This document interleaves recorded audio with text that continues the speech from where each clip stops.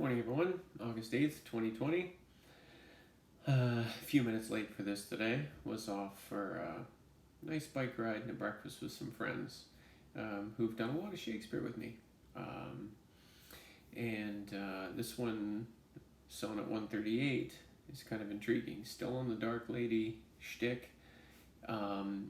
Both Patterson and the one really cool online source that I like the most talk about the fact that this was published twice.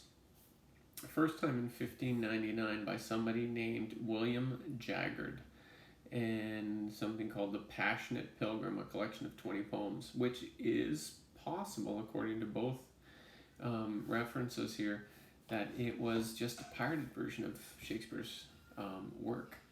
So the 1599 version and the 1609 Quattro version, that which is the one that I'll be reading, are slightly different and have different references and analogies. Now, they're both good, and it's interesting though.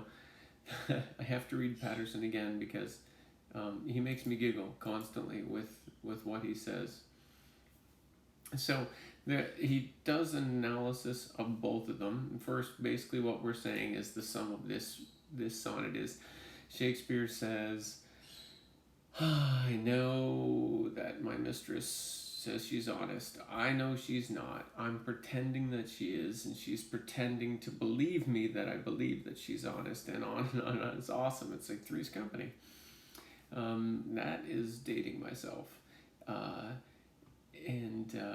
So they both sources review a bit of both of them, the original and then the later Shakespeare specific Quattro, and they do talk about the difference between one very important thing. When Shakespeare mentions she's lying in the first version, he says specifically it's about her age. But in the second version, it's vague that she lies just more in general, like more constant. So I don't know if he became more in tune with her lies being more prevalent or not, which is interesting. But I have to read this. This is awesome. Patterson is so cheeky if you don't read his stuff. A, you'll love it just for his writing, and B, you'll love it for the fact that he is so good at tearing apart a sonnet and giving you lots of information. But this is him talking about the argument of whether the first version or second version is better, or which one is to be more accepted, etc., etc.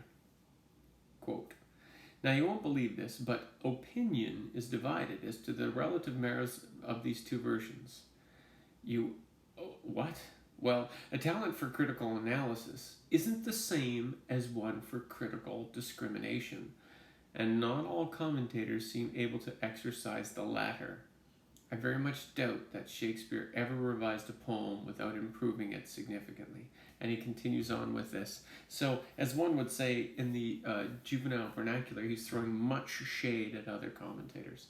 Clearly, he believes that the 1609 version is better. So, that's the one that I will read for everybody now. I just have to get it back up. I've sort of got 1,000 things on my computer right now. This is also motorcycle racing day, and I'm watching all that. So, 138. When my love swears that she is made of truth, I do believe her, though I know she lies, that she might think me some untutored youth, unlearned in the world's false subtleties. Thus, vainly thinking that she thinks me young, although she knows my days are past the best, simply I credit her false-speaking tongue. On both sides thus is simple truth suppressed. But wherefore says she's not, she is unjust? And wherefore say not I that I am old? Oh, love's best habit is in seeming trust, and age in love loves not to have years told. Therefore, I lie with her, and she with me, and in our faults by lies we flattered be. I love that last couplet because of the double entendre. Thank you. Have a great day.